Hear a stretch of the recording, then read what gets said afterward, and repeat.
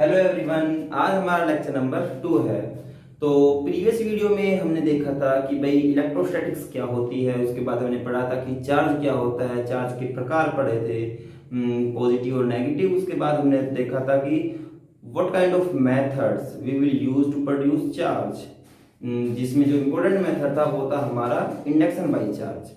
उसके बाद हमने पढ़ा था, उसके बाद इसमें हमने इससे पहले हमने पढ़ा था प्रॉपर्टीज क्या क्या है। जैसे इसमें क्वांटाइजेशन था, एडिटिविटी थी और कंजर्वेशन ऑफ चार्ज। और जो इसकी बेसिक प्रॉपर्टी थी वो क्या थी कि भाई लाइक चार्ज क्या करते हैं, एक दूसरे से दूर जाते हैं, रिपेल करते हैं, और अनलाइक चार्ज क्या करते हैं, एक दूसरे के पास आते हैं, यानी कि अट्रैक्ट होते हैं। तो आज हम पढ़ेंगे कि what is the difference between mass and charge. Second, उसके बाद पढ़ेंगे कूलम्ब्स लॉ। तीसरा हम पढ़ेंगे कि इसी लॉ को वेक्टर फॉर्म में। उसके बाद पढ़ेंगे कि भाई चार्ज को किस में मेजर करते हैं। जैसे मेजर करते हैं ना, मास को किस में मेजर करते हैं, किलोग्राम में मेजर करते हैं। टाइम को किस में करते हैं, टाइम को सेकंड में करते हैं। उसी तरह से भाई चार्ज को किस में मेजर करते हैं ये देखेंगे। और उसके बाद देखेंगे डाइइलेक्ट्रिक कांस्टेंट। चलो बारी बारी हम इनको स्टार्ट करते हैं। तो फर्स्ट सबसे पहले हम स्टार्ट करते हैं कि what is the difference between mass and charge. देखो, मैंने आपको बताया था जब मैंने स्टार्टिंग की थी कि भी चार्ज और जो मास है ना, दोनों के दोनों किसी मैटर के इनहेरेंट प्रॉपर्टीज होती है। पर इनमें क्या क्या डिफरेंस होता है वो हम अब देख लेते हैं।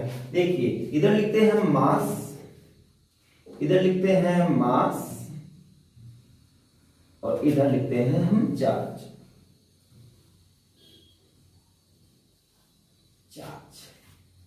देखो भाई, मास किसी भी बॉडी पे क्या होता है, पॉजिटिव होता है। क्या होता है, पॉजिटिव। तो मैं लिख सकता हूं ऑलवेज पॉजिटिव। ऑलवेज कैसा, positive, property number 1। But charge किसी बॉडी पे नेगेटिव भी हो सकता है, पॉजिटिव भी हो सकता है, और जीरो भी हो सकता है।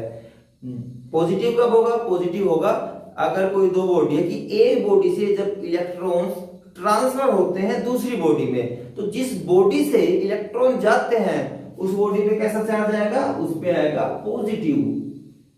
और जिस बॉडी पर जाते हैं, तो मतलब जो बॉडी इलेक्ट्रॉन्स को एब्जॉर्ब करते हैं उस पे कैसा आता है, नेगेटिव।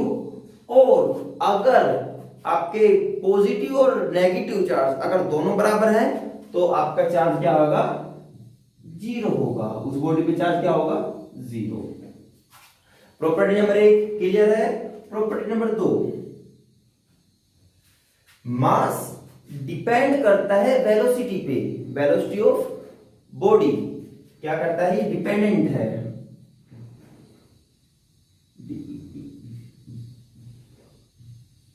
डिपेंड अपॉन, क्या कर रहा हूं मैं, depend upon velocity of body. कैसे डिपेंड करता है, देखिएगा, m is equal to M naught upon 1 minus v square upon c square का under root. Okay, m naught क्या है, m नोट है रेस्ट मास।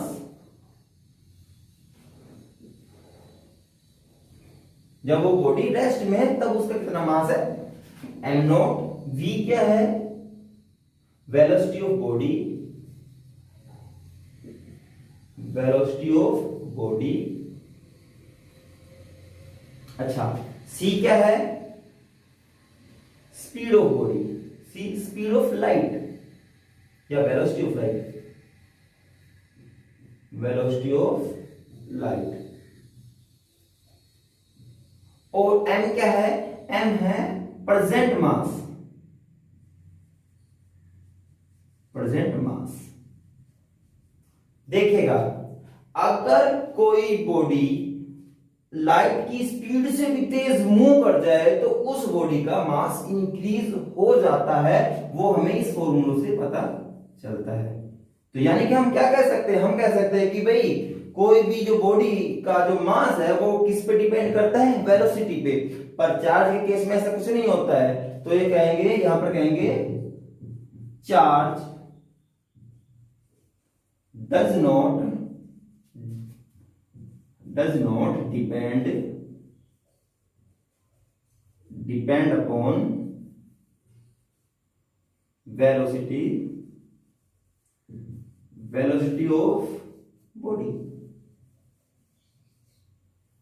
चाहे कोई बॉडी 10⁻15 की पावर की स्पीड से मूव कर रही हो, चाहे कोई बॉडी आपकी 10 किलोमीटर प्रति आवर की स्पीड से मूव करती हो, उस पे जो चार्ज होगा ना वो चेंज नहीं होगा, पर मास के केस में चेंज हो जाता है। इसको लिखो भाई पहले।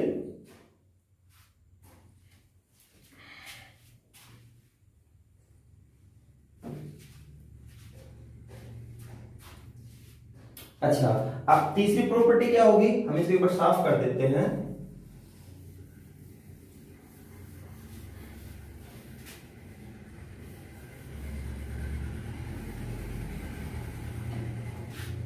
याद करो, मैंने एक प्रॉपर्टी करवाई थी चार्ज के केस में। क्या करवाई थी? Quantization of charge. क्या करवाया था? Quantization of charge. पर मास के केस में ऐसा हमेशा हो ऐसा कुछ नहीं है, मतलब इसके लिए नेसेसरी नहीं है। आपका वेट फ्रैक्शंस में भी आ सकता है, पॉइंट में भी आ सकता है, पर इसका क्या होता है, हमेशा इंटीजर नंबर ऑफ इलेक्ट्रॉन होते हैं। तो हम कहेंगे कि पहले चार्ज का लिख देते हैं, इजी पड़ेगा इसका लिखने में। फिर ये क्या करता है, यहाँ पे क्या होता है charge, quantization of charge. Quantization of charge exist, पर ऐसा मास में भी हो ऐसा जरूरी नहीं है। नॉट नेसेसरी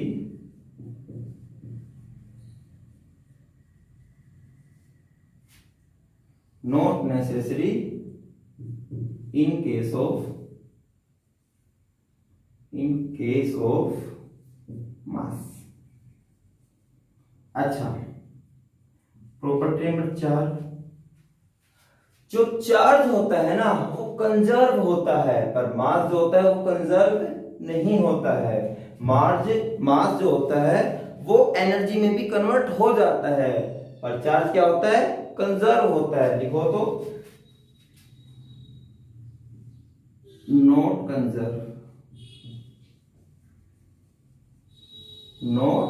कंजर्व, बट ये क्या होता है, always follow law of conservation. Always follow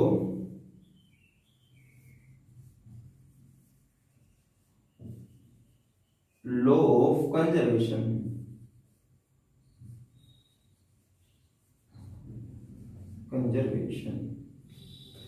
property number 5, देखो भाई, जो मास है ना, मास में जो फोर्स लगता है वो हमेशा क्या होता है, अट्रैक्टिव इन नेचर होता है। मास के केस में जो फोर्स लगता है वो हमेशा कैसे लगता है, अट्रैक्टिव इन नेचर। पर चार्ज के केस में ऐसा नहीं होता। चार्ज में के केस में डिपेंड करता है कि आपका चार्ज पार्टिकल के ऊपर, चार्ज पार्टिकल कैसा है।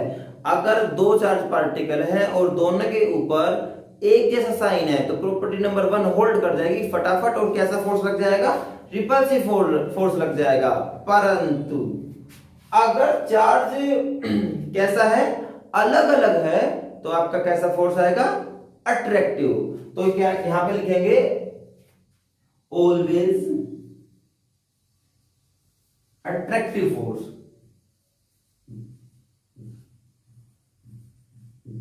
Attractive force hold. पर इधर क्या लिखेंगे, may be attractive, may be attractive और रिपल्सिव।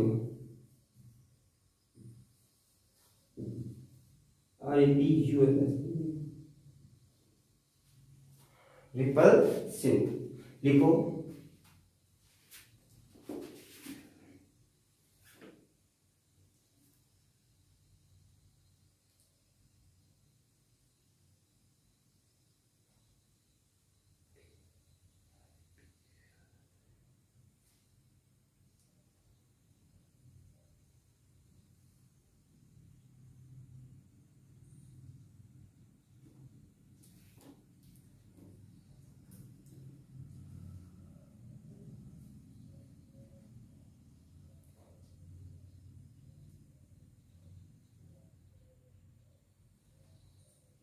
लिखा। अगला लिखो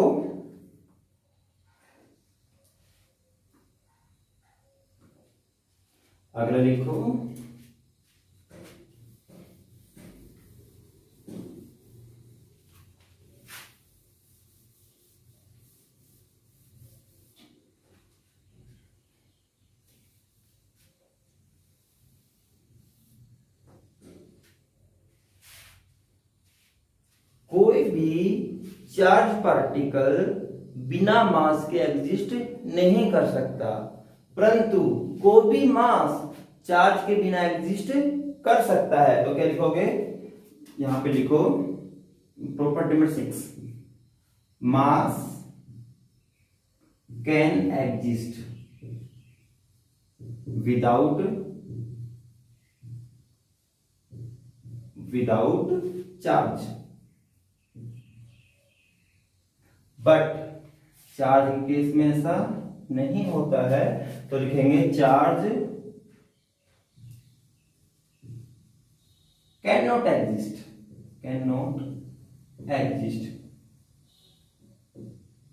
विदाउट मास,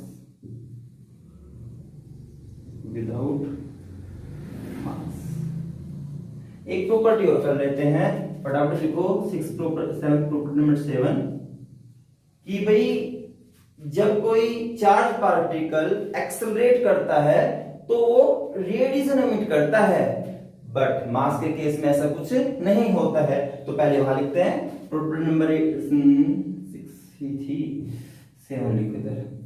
क्या एक्सेलरेटेड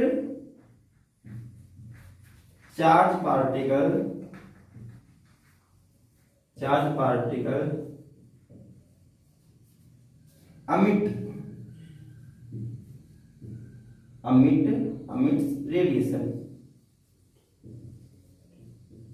रेडिएशन एमिट करता है, but accelerated mass can not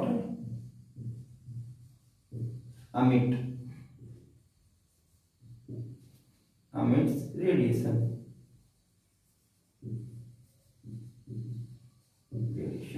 लिखो भाई,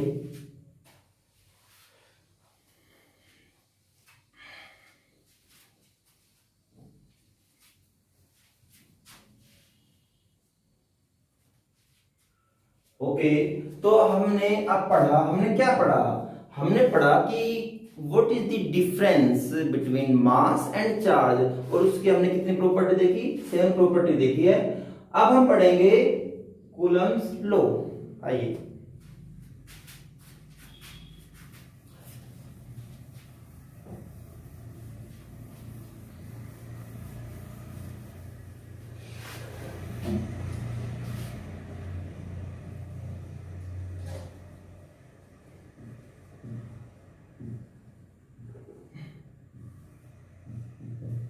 देखो भाई, सबसे पहले तो नाम से ही पता चलता है किसने दिया, कूलम्स ने दिया।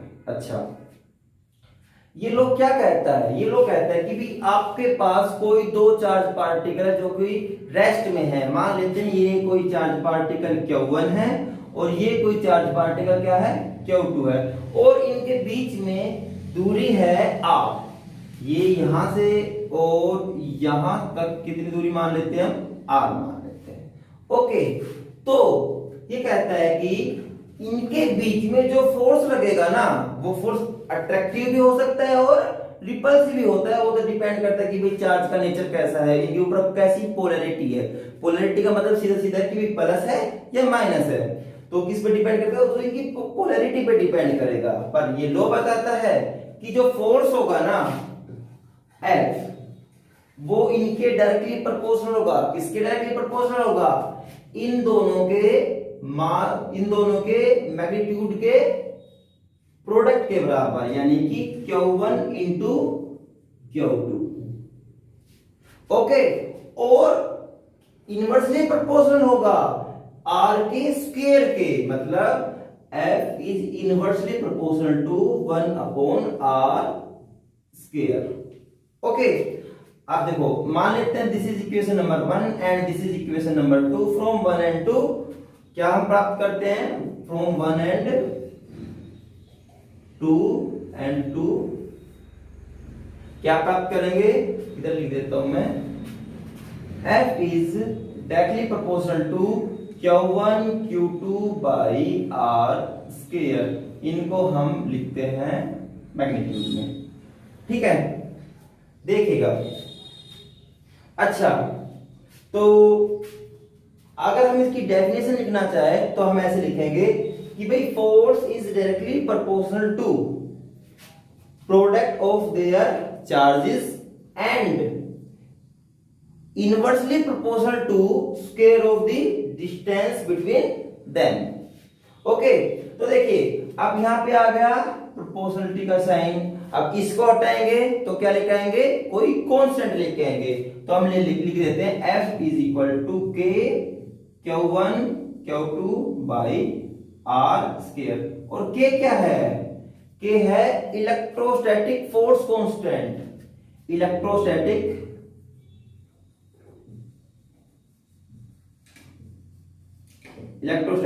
Force constant.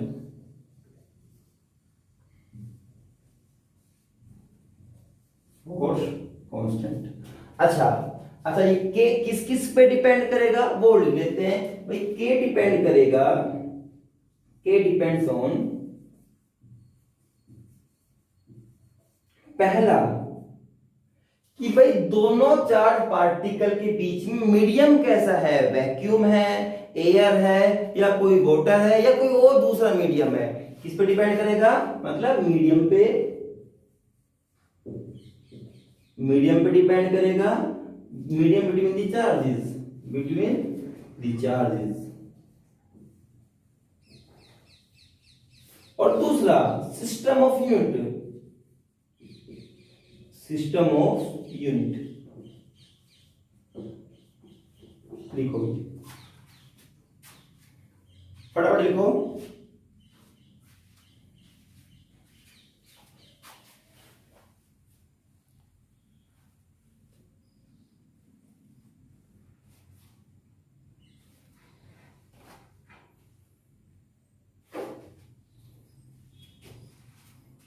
लिखा, चलो देखिए साफ करें।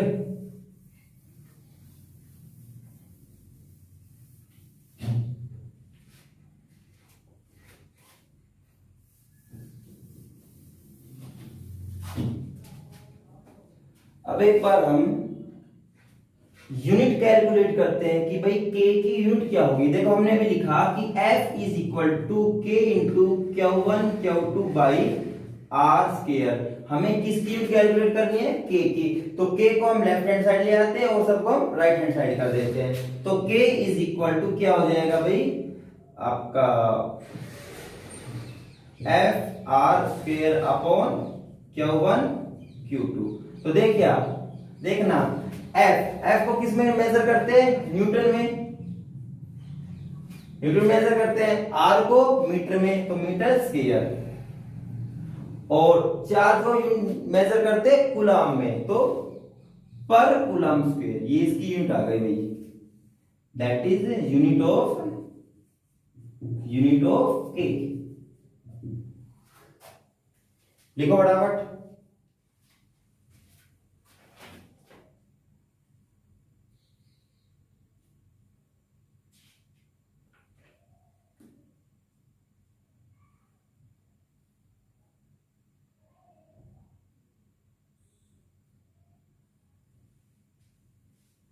देखा, और k की वैल्यू कितनी होती है, k की मैग्नीट्यूड वैल्यू होती है 9 इंटू 10⁹।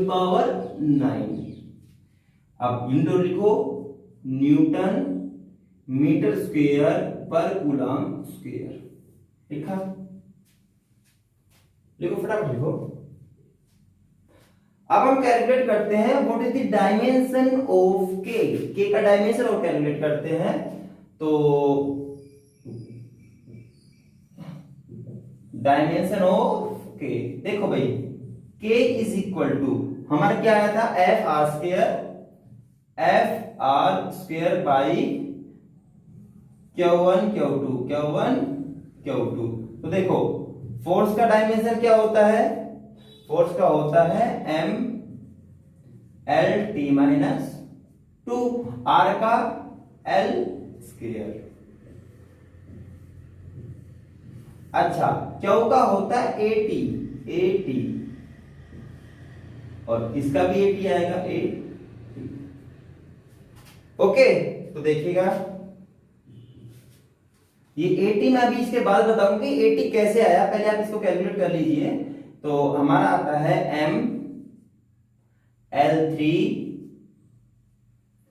AT हमारा ऊपर जाएगा T4 नेगेटिव और A2, ये इसका डायमेंशन। राइट करो, लिखा।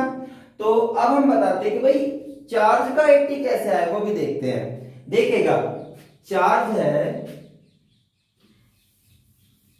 वो फंडामेंटल यूनिट्स में नहीं आता है, तो फंडामेंटल यूनिट में आता है करंट, जिसको हम I से लिखते हैं।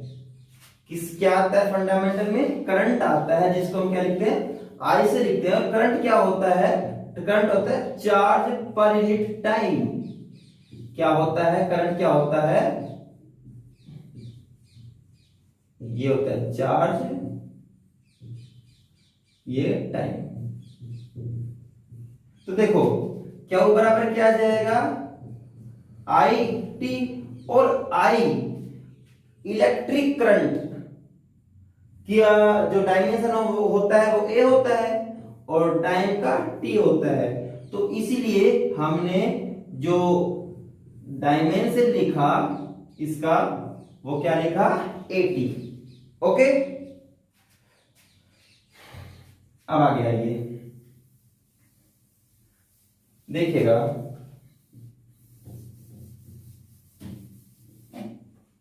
जो हम वैल्यू ले रहे हैं, जो के होता है ना, वो मैंने भी बताया कि के डिपेंड करता है अपने मीडियम पे, डिपेंड करता है सिस्टम ऑफ यूनिट पे डिपेंड करता है। तो अब हम मीडियम का देखते हैं, मीडियम पे कैसे डिपेंड करता है। के की वैल्यू होती है 1/4 पाई एप्सिलॉन नॉट, और एक ये होती है k equal to 1/4 pi epsilon. अच्छा, एप्सिलॉन, ठीक है ना। तो कोई नोट का मतलब है we are talking about the vacuum, और इधर नोट नहीं है 1/4 पाई एप्सिलॉन। इधर इसका मतलब है कि हमारे जो चार्ज है ना, स्टैटिक चार्ज है, वो किसी मीडियम में है। जब हम मीडियम का बात करते हैं ना, तो हम ई लिखते हैं कि कुछ वैल्यू आती है, और यहाँ पे नोट वैक्यूम के लिए के की वैल्यू होती है 1, ठीक है ना। तो यहाँ पे लिख देते हैं फॉर वैक्यूम, ये किसके लिए? फॉर वैक्यूम, और ये है फॉर मीडियम। और इसका नाम क्या है? एक बार इसको लिखो, नाम लिखेंगे फिर। एप्सिलॉन नोट का मतलब नाम क्या लिया है? ये है एब्सोल्यूट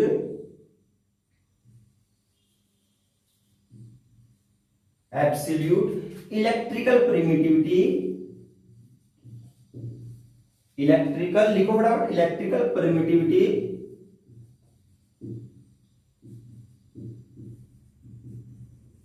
अच्छा किसकी? वैक्यूम की, इन फ्री स्पेस लिख देते हैं, फ्री स्पेस। और ई की वैल्यू बात लिखेंगे तो क्या लिखेंगे? Absolute electrical permittivity in medium, in medium लिखा। अच्छा, अब आता है कि भाई इलेक्ट्रिकल परमिटिविटी क्या होती है। चलिए इसको भी देख लेते हैं, ये लिखा। ओके,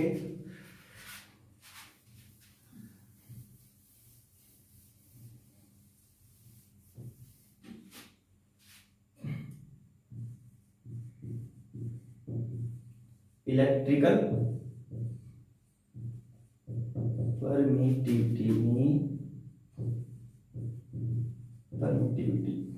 देखो बच्चा, इसको देखते हैं।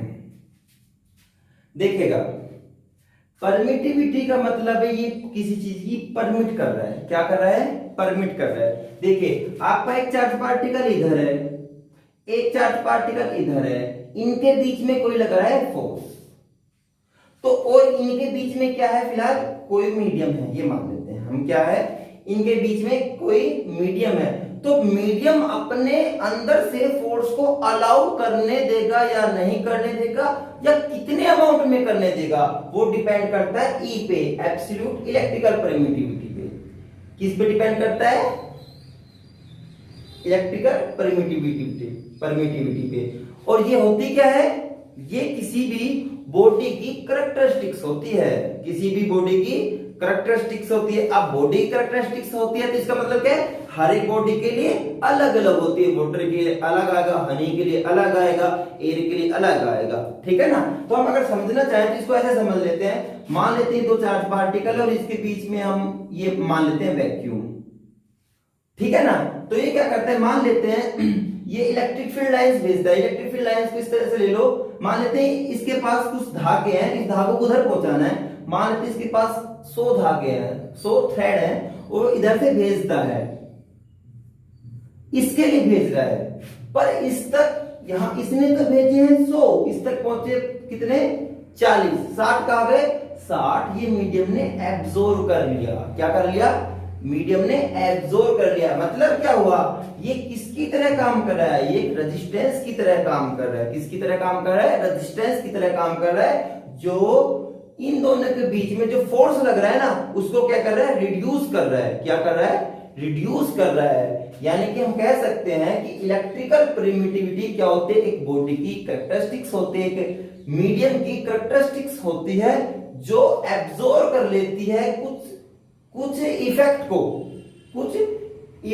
किसके इफेक्ट को, फोर्स के इफेक्ट को एब्जॉर्ब कर लेती है। ओके, यानी कि इधर हमने भेजे 100, यहां पे आए कुल हमारे पास 40, तो 60 कहां गए, इसने क्या कर लिए, एब्जॉर्ब कर लिए। तो एब्जॉर्ब करने का मतलब इसने अलाउ कर दिया ना।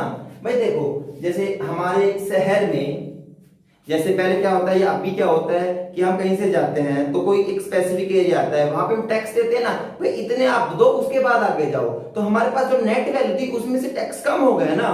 उसी तरह से ये है, ये अपने पास कुछ इसको फोर्स को अलाउ करने के, इफेक्ट को अलाउ करने के लिए अपने पास कुछ चीजें एब्जॉर्ब कर लेता है, कुछ इफेक्ट एब्जॉर्ब कर लेता है। इसको हम क्या कहते हैं, इलेक्ट्रिकल परमिटिविटी। ओके, अच्छा, अब हम इसकी भी यूनिट निकालेंगे, क्योंकि इसकी यूनिट, पहला इसकी यूनिट और दूसरा इसका डायमेंशन अक्सर एक नंबर में पेपर में आ जाता है। तो क्या होता है वो देखते हैं। देखो, हमने k की वैल्यू निकाली थी, क्या निकाली थी, k बराबर क्या था, 1/4 पाई एप्सिलॉन नॉट। तो एप्सिलॉन नॉट क्या जाएगा, 1/4 पाई k।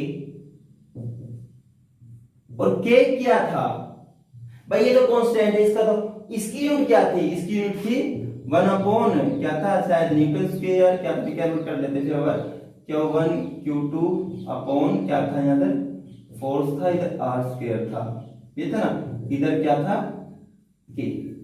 तो भाई न्यूटन स्क्वायर हो गया, न्यूटन हुआ, मीटर स्क्वायर हुआ, और कूलाम पर कूलाम स्क्वायर हुआ।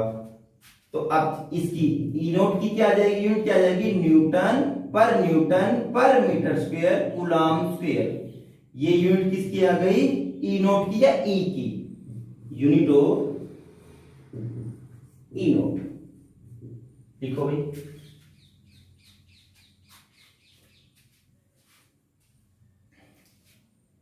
लिखा।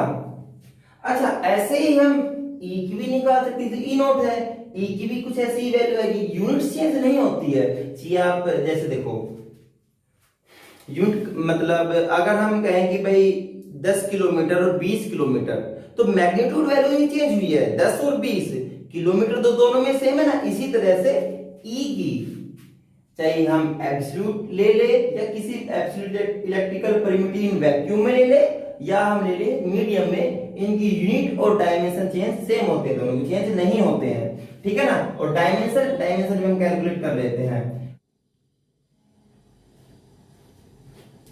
अच्छा, डायमेंशन ऑफ ई नोट निकलवा देते हैं, क्योंकि ये काफी बार एक नंबर में आ जाता है। तो इसे हम सीधा आप कैलकुलेट कर लेना, इसकी सीधी वैल्यू होती है m l t और a, ये होता है ना, इसका होता है 1342। और पहले तो नेगेटिव।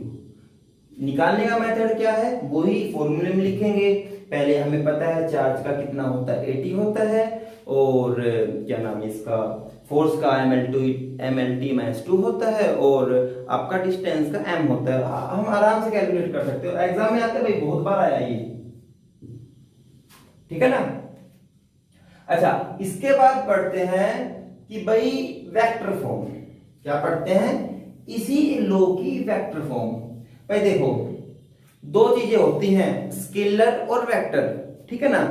स्केलर क्या होते हैं, जिनके पास सिर्फ मैग्नीट्यूड होता है, यानी कि वहां पर वो क्या नाम है, क्वांटिटीज जिनमें डायरेक्शन की जरूरत नहीं पड़ती है, ठीक है ना। जैसे हम मास ले लेते हैं, मास मतलब कहते हैं 5 किलो, तो ये थोड़ी ना बोलते कि 5 किलो उत्तर में, नहीं बोलते ना। तो ये कुछ ऐसी यूनिट्स होते हैं जिसमें हमें किसकी जरूरत नहीं पड़ती है, डायरेक्शन की। बट फोर्स कैसा है, फोर्स है फैक्टर क्वांटिटी। हम अगर किसी चीज में फोर्स लगाएंगे तो हम बताएंगे ना हमें इधर फोर्स लगाया है, ओके। तो और ये कूलम्ब्स लॉ बताता क्या है, कूलम्ब्स लॉ फोर्स के बारे में ही तो बताता है। तो अब हम पढ़ते हैं वेक्टर लॉ, इसका ही वेक्टर फॉर्म पढ़ते हैं। तो देखिएगा, पहले बात तो हमने मैग्नीट्यूड वैल्यू इसकी कैलकुलेट कर चुके हैं। पहले मैग्नीट्यूड वैल्यू कितनी है, मैग्नीट्यूड वैल्यू है इसकी F is equal to 1/4 pi epsilon naught Q1 Q2 by R square, ये हम कैलकुलेट कर चुके हैं, ओके।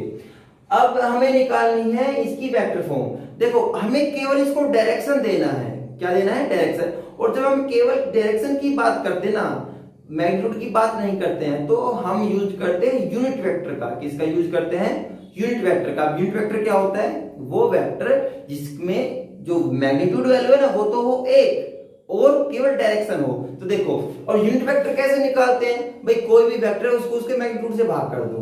जैसे सिंपल एग्जांपल लेते हैं, जैसे मैं कहता हूं भाई 10 किलो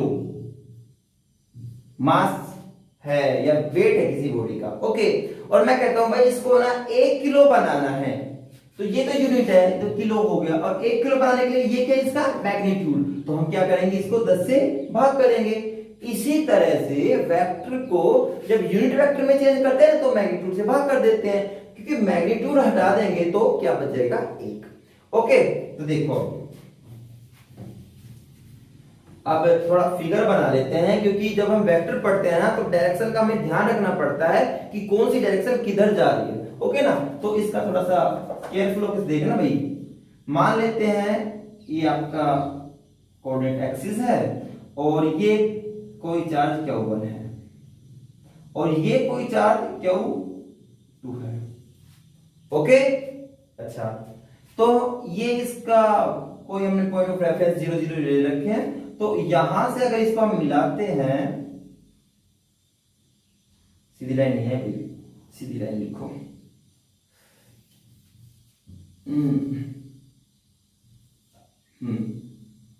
ये ठीक है।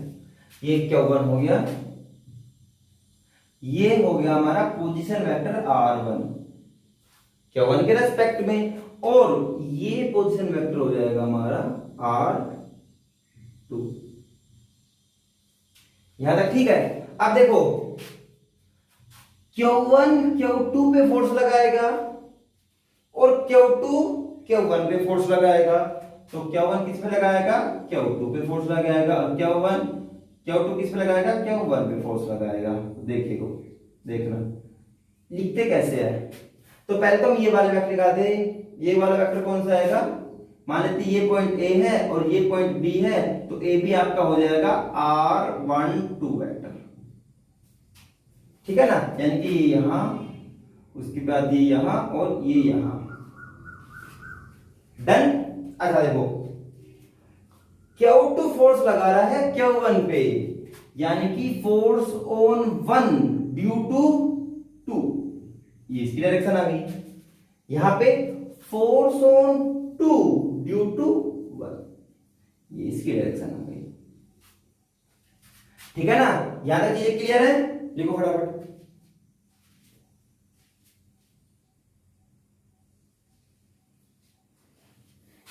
ठीक है ना। और हम स्पेस के बारे में बात करें तो यहां पे जेड एक्सिस भी लगाओ, और ये आपका वाई हो जाएगा, और ये आपका एक्स हो जाएगा, और ये आपका पोजीशन 0 0 0। यहां तक क्लियर है? तो देखो बारी बारी पढ़ते हैं। यहां पे सबसे पहले हम लिख देंगे भी force according to Coulomb's law, according to Coulomb's law force is equal to K Q1 Q2 by R square. लिखा। पर इसे F क्या दे रहा है? मैग्नीट्यूड वैल्यू दे रही है। हमें निकालना है डायरेक्शन यानी कि वेक्टर फॉर्म में। तो हम पहले निकालते हैं भाई F12, ये क्या होगा? Force on one due to two. तो देखो K कांस्टेंट है, लिख दो भाई। Q1 Q2 मैग्नीट्यूड वैल्यू है और क्या नाम है, स्केलर क्वांटिटी है, लिखो भाई। R, जो R है ना डिस्प्लेसमेंट, ये होती है वेक्टर। तो यहां पे वेक्टर अप्लाई करेंगे। तो देखो हम बात कर रहे हैं force on one due to two, force on one due to two. इधर अगर हम इसी वेक्टर को इधर लेंगे तो ये हो जाएगा R21। अगर हम इसी वेक्टर को इधर बात करेंगे, ठीक है ना, तो ये क्या हो जाएगा R12। तो लिखो R21, ये इसकी मैग्नीट्यूड वैल्यू। ओके, और डायरेक्शन भी देनी है तो डायरेक्शन भी यही देगा R21 यूनिट वेक्टर। ये कैप शो करता है दिस इज यूनिट वेक्टर। और मैंने बताया था यूनिट वेक्टर का काम क्या होता है? यूनिट वेक्टर का होता है काम दिशा दिखाना, बताना कि ये वाली डायरेक्शन है। ओके, तो सिर्फ इसका मैग्नीट्यूड वैल्यू पे कोई फर्क कभी नहीं पड़ता है, ठीक है ना। और अगर इसको हम वेक्टर वाली फॉर्म में लिखें तो क्या लिखेंगे? हम इसको लिखेंगे K Q1, इसको भी हम मैग्नीट्यूड में लिख देते हैं Q1 Q2 अपॉन R21 का स्क्वायर इनटू, इसको कैसे लिख सकते हैं? मैंने कहा था कि भाई R21 वेक्टर अपॉन इसका मैग्नीट्यूड, ऐसे लिख सकते हैं। यूनिट वेक्टर कैसे बनता है? भाई कोई भी वेक्टर है उसकी अगर मैग्नीट्यूड से इसको भाग कर दे, कोई भी वेक्टर अगर उसके मैग्नीट्यूड से भाग कर दे तो क्या बन जाता है? Unit vector. Is it clear? तो अब हम यहां पे क्या लिख सकते हैं? K is equal to Q1 Q2 upon R21 की पावर मैं 3 लिख देता हूं और R21 vector, F12 vector force हमारा यहाँ है और इसको हम बोल देते हैं इक्वेशन नंबर 1। लिखो फटाफट।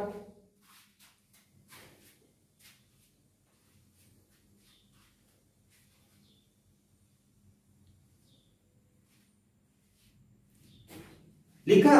सिमिलरली जब हम बात करेंगे F21 की, यानी कि force on two due to one, भाई ये लिख लेना, यहां पे ये भी लिखना है, जैसे ये लैंग्वेज जरूर लिखना है, जैसे फोर्स ऑन वन यानी कि Q1 ड्यू टू Q2 लिखा। फिर लिखोगे, उसके बाद लिखोगे फोर्स ऑन टू, साफ करते हैं इसको, उसके बाद लिखेंगे इधर ही force on, sorry force on Q2 due to Q1। तो क्या आएगा? F 2 पे लगा 1 की वजह से फोर्स लगा, ठीक है। तो यहां पे क्या आएगा? K Q1 Q2 upon R12 की पावर 3 और R12 वेक्टर, ये चीज लिखो, ठीक है ना। जब R21 की बात करते हैं, सॉरी F21 की बात करते हैं, फोर्स ऑन टू, इस पे फोर्स लगा, इसकी वजह से तो इधर इधर का मतलब R12 के अलोंग, ठीक है ना। और जब हमने F12 की बात की तो इधर यानी कि 21 के अलोंग। यहां तक चीजें ठीक है। अब देखो अगर कोई वेक्टर है A, एक कंसेप्ट को थोड़ा समझ लेते हैं। अगर कोई वेक्टर है A और उसकी डायरेक्शन ये है, और अगर हमने उसकी डायरेक्शन अपोजिट करनी है तो हम इसको ऐसे लिख सकते हैं कि -A। कब लिख सकते हैं ये? जब इसकी डायरेक्शन हमने अपोजिट करनी है। ओके, तो देखिए भाई एक फोर्स तो लग रहा है इस डायरेक्शन में, एक फोर्स इस डायरेक्शन में लग रहा है, और हमें पता है कि भाई जो मैग्नीट्यूड वैल्यू है ना वो सेम है। Coulomb's law in vector form का जो मेन मकसद है वो बताना है कि भाई फोर्स किस डायरेक्शन में लगेगा। ओके, तो देखिएगा, तो हम इधर से इसको इक्वेशन नंबर 1 मानते हैं, इसको मानते हैं इक्वेशन नंबर 2। 1 और 2 में अगर देखो ना, यहां पे क्या आ रहा था 2 1, और इधर इसका अपोजिट आ रहा था, इसमें उसका अपोजिट है। तो हम ये लिख सकते हैं फ्रॉम 1 एंड 2, फ्रॉम 1 एंड 2 क्या लिख सकते हैं? F vector F21 is equal to minus of F12। और ये हम कैसे लिख पाए? कैसे लिख पाए? इधर लिख लो, क्योंकि R12 वेक्टर को हम लिख सकते हैं R21।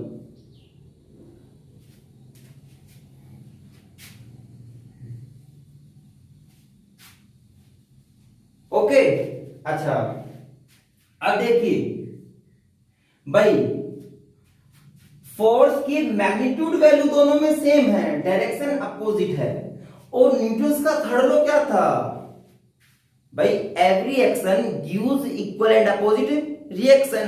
तो इक्वल भी है और अपोजिट डायरेक्शन में भी है। इक्वल तो मैग्नीट्यूड में है और अपोजिट डायरेक्शन में अगर ये फोर्स है तो ये किसको फॉलो करेंगे? न्यूटन्स के थर्ड लॉ को। तो इसलिए कहते हैं कि भाई कूलम्स लॉ फॉलो करता है न्यूटन्स थर्ड लॉ को, वो ये वाली कंडीशन है। ओके, देखो दिस कंडीशन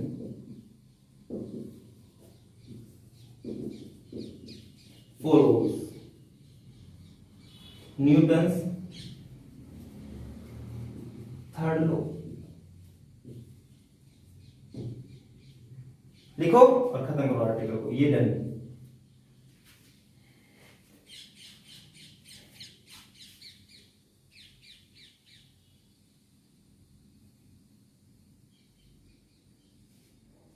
लिखा?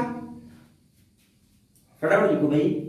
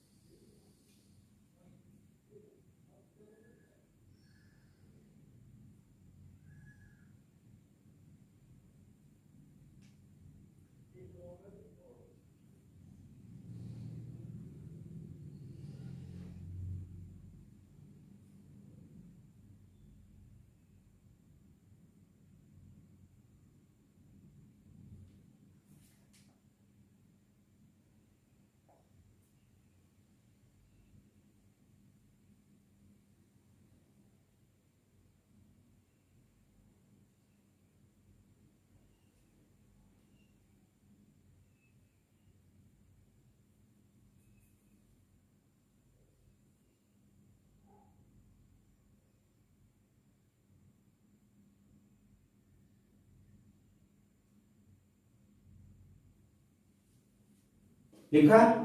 चलो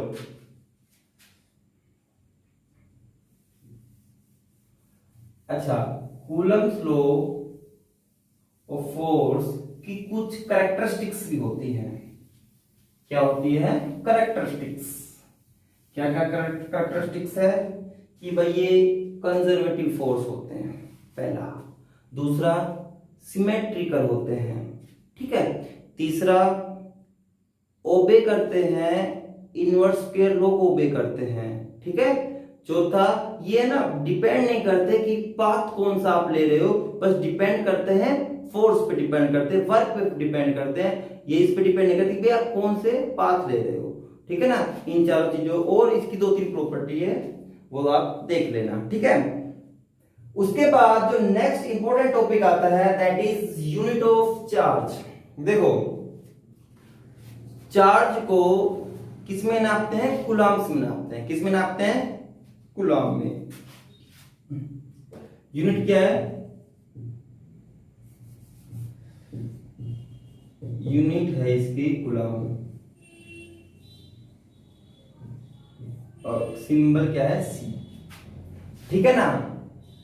अच्छा, अब 1 कूलम्ब किसको कहेंगे ये और चेक कर लेते हैं। चलो आओ, तो कैसे डेफिनेशंस बनाते हैं एक बार वो और देख लेते हैं। भाई हमने पढ़ा था कि F क्या होता है भाई, K Q1 Q2 भाई R स्क्वायर। मान लेते हैं Q1 और Q2 बराबर है, तो हम लिख सकते हैं Q square is equal to F R square upon K। Okay, कब है ये? कब है? जब Q1 और Q2 बराबर Q के है। और Q क्या आ जाएगा? देखो भाई, अगर हम मान लें कि आपका F है वो 1 न्यूटन फोर्स लगाता है, कब लगता है इस पे? जब R जो दोनों चार्ज है उनके बीच में दूरी कितनी है? 1। और K कितना है? K भी 1। और ये कब होता है? एयर में होता है। तो कहेंगे कि अगर आप पे ये दोनों चार्ज, ठीक है ना, इक्वल है और इनके बीच की दूरी है 1 मीटर, और इन पे जो फोर्स लग रहा है, इस पे और इस पे जो फोर्स लग रहा है वो कितना लग रहा है? 1 न्यूटन। और ये किस में है? In vacuum. इन K क्या है? वैक्यूम। वैक्यूम में तो 1 होता है, वैक्यूम में इसकी वैल्यू कितनी होती है? 1। अगर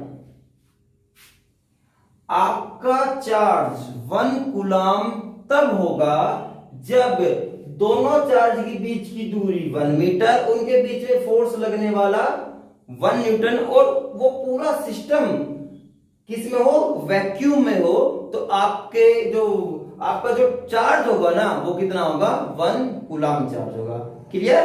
अच्छा, इसकी एक और यूनिट है स्टेट कूलम्ब, वो उसकी वैल्यू होती है 3 × 10⁸।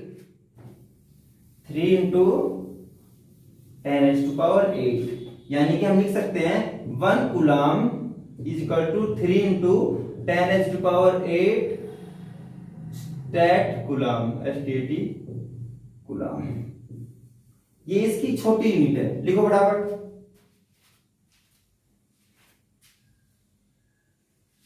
सॉरी 8 नहीं है भाई, यहां पे 9 है, 9।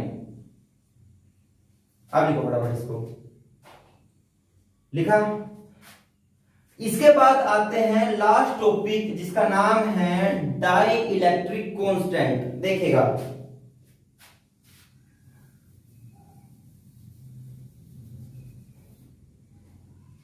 Die electric constant.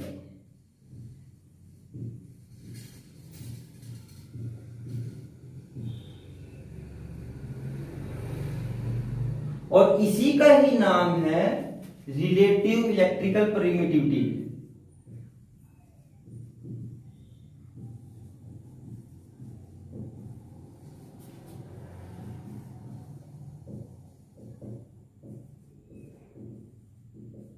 Permittivity of